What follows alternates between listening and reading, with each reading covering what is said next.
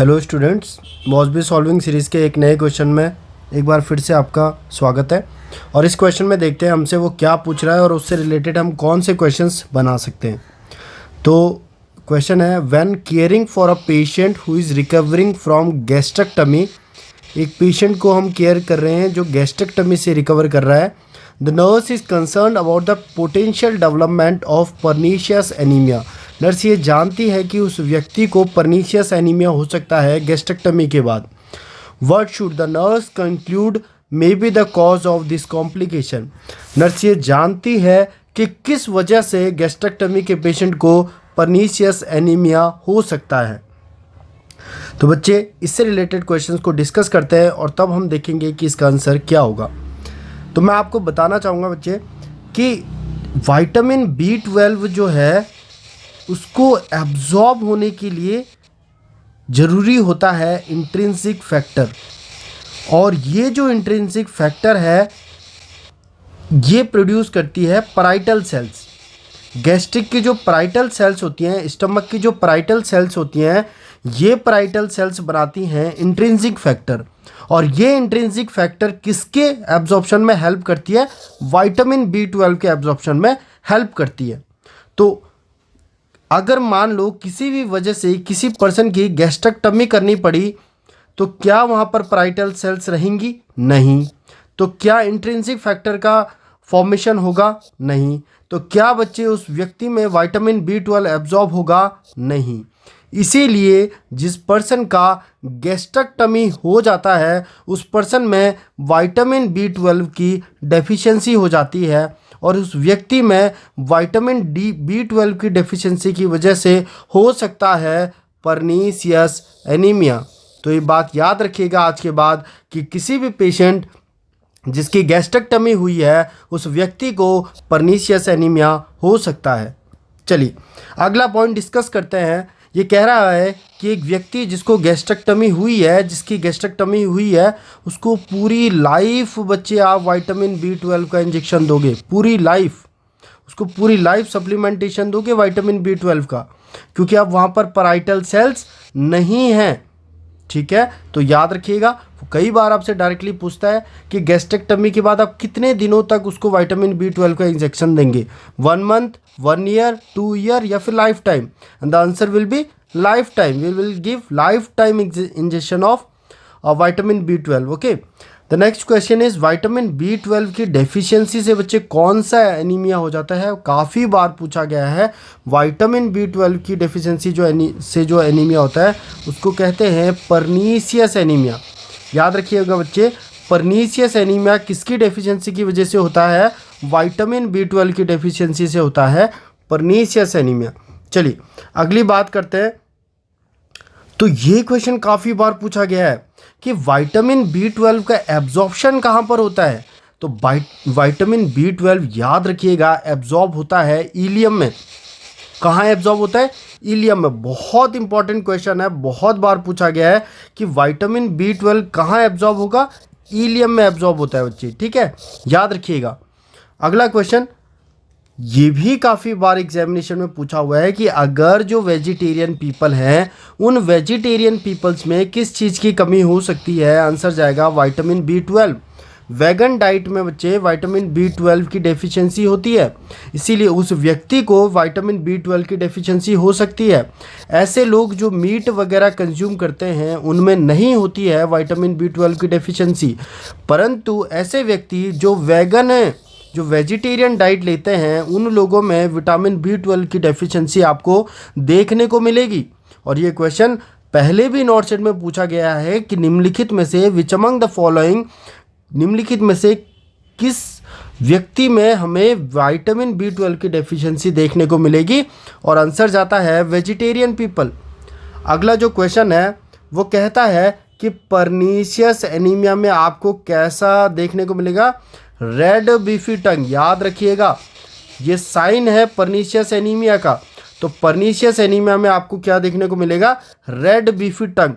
अगला question, pernicious anaemia के लिए कौन सा टेस्ट करते हैं? आंसर जाएगा सीलिंग टेस्ट। सीलिंग टेस्ट किसके लिए किया जाता है? परनीशियस एनीमिया के लिए। ये डायरेक्टली पूछे जाते हैं ये सारे क्वेश्चंस। तो पर्नीशियस एनीमिया के लिए कौन सा टेस्ट? Schilling test. चलिए नेक्स्ट क्वेश्चन की तरफ बढ़ते हैं। वो पूछ रहा है रिचेस्ट सोर्स, सबसे richest source of vitamin B12।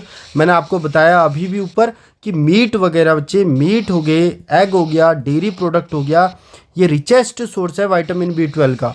तो जो व्यक्ति meat, egg, dairy product consume करते हैं उनमें विटामिन B12 की डेफिशिएंसी नहीं होती है, लेकिन वेजिटेरियन पीपल में विटामिन B12 की डेफिशिएंसी आपको देखने को मिलेगी।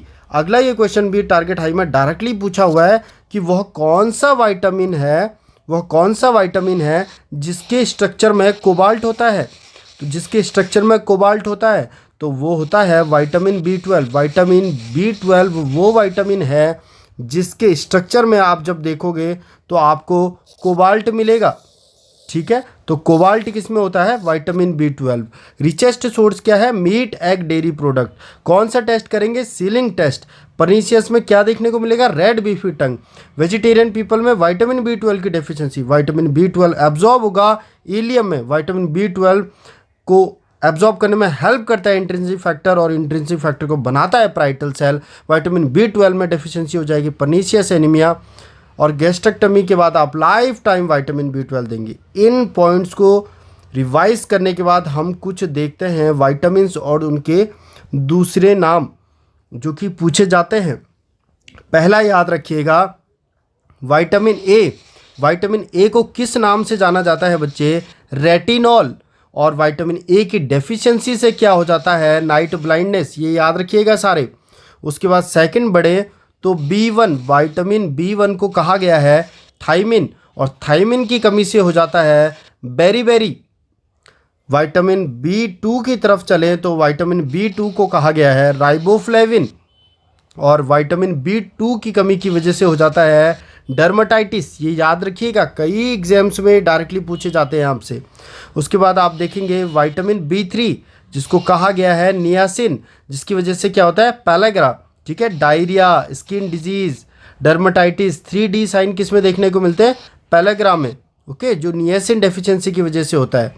नेक्स्ट है विटामिन B5। तो विटामिन B5 का क्या नाम है? विटामिन B5 का नाम है पेंटाथोनिक एसिड। क्या नाम है बच्चे? Pantothenic acid. एक बार मैं इसे रब कर देता हूँ। ओके, चलिए, विटामिन B का नाम है पेंटाथोनिक एसिड, और देखने को मिलेगा मसल क्रैम्प एंड इंसोम्निया, भूलिएगा नहीं। नेक्स्ट अगर बात करें तो हम देखेंगे कि विटामिन B6 को कहते हैं पायरिडॉक्सिन, और इससे होता है एनीमिया या फिर किडनी स्टोन। विटामिन B7 को क्या कहते हैं? बायोटिन। ये केमिकल नेम्स पूछे जाते हैं, जिससे पैरालिसिस, जिसकी डेफिशिएंसी से पैरालिसिस एंड हेयर फॉलिंग देखने को मिलेगी। विटामिन B11 को फॉलिक एसिड कहा गया है, और उससे होता है एनीमिया। विटामिन B12 को कोबालामिन, साइनाकोबालामिन, जिसकी वजह से एनीमिया देखने को मिलेगा आपको, पर्नीशियस एनीमिया एंड कॉन्स्टिपेशन। सबसे इंपॉर्टेंट बच्चे अब आते हैं, अगर वो पूछेगा विटामिन C की डेफिशिएंसी की वजह से, पहले तो विटामिन C को एस्कॉर्बिक एसिड कहा जाता है, और उसकी डेफिशिएंसी की वजह से हो जाता है स्कर्वी। उसके बाद वो पूछेगा विटामिन D। तो विटामिन D को किस नाम से जाना जाता है? कोलीकैल्सिफेरॉल, और उसकी डेफिशिएंसी की वजह से रिकेट्स। उसके बाद विटामिन E को जाना जाता है टोकोफिरॉल के नाम से, और जिसकी वजह से क्या हो जाता है? स्टेरिलिटी हो जाती है। बहुत बार ये क्वेश्चन पूछा हुआ है, विटामिन ए की डेफिशिएंसी की वजह से क्या हो जाएगी? स्टेरिलिटी। एक ये पूछता है नियासिन की डेफिशिएंसी की वजह से पैलाग्रा, 3D साइन देखने को मिलते हैं, बहुत इंपॉर्टेंट है। और लास्ट वाला जो हम डिस्कस करेंगे वो करेंगे विटामिन के। विटामिन के। तो विटामिन के को जब हम डिस्कस करेंगे तो विटामिन के को कहते हैं फाइलोक्विनोन, जिसकी वजह से हेमरेज होता है। तो कई बार एग्जामिनेशन में पूछा हुआ है कि हेमरेज किससे होता है? विटामिन के। इसीलिए प्री टर्म बच्चों को हम क्या लगाते हैं? विटामिन के का इंजेक्शन लगाते हैं। प्री टर्म को 0.5 और टर्म को 1 mg, इस तरीके से। ठीक है, तो विटामिन के का पूछेगा आपसे हेमरेज, विटामिन ई की वजह से स्टेरिलिटी, विटामिन डी की वजह से रिकेट्स, विटामिन सी की वजह से स्कर्वी। ओके, उसके बाद फॉलिक एसिड की कमी की वजह से न्यूरल ट्यूब डिफेक्ट भी होता है। उसके बाद पायरिडॉक्सिन की वजह से एनीमिया, विटामिन B12 की वजह से एनीमिया। उसके बाद A retinol night blindness, vitamin B1 thiamine जिसकी वजह से क्या होता है बेरी। तो ये सारे इंपॉर्टेंट क्वेश्चन इस स्लाइड से बनते हैं। होपफुली ये स्लाइड आपके लिए बेनिफिशियल रही होगी। अगर आप ऐसी और वीडियोस चाहते हैं तो प्लीज़ कमेंट करके मुझे बताइए। एक मोटिवेशन, एक लाइक एनर्जी मिलती है जब आप लोग कमेंट्स करते हैं, लाइक करते हैं, शेयर करते हैं वीडियो को। तो मैं ऐसे ही आने वाली जो स्लाइड्स हैं, आने वाली जो लेक्चर्स है, उसमें ऐसे ही क्वेश्चंस और उनसे बनने वाले इंपॉर्टेंट पॉइंट्स आपके लिए लेके आया करूँगा। Thank you so much. मिलते हैं नेक्स्ट वीडियो में।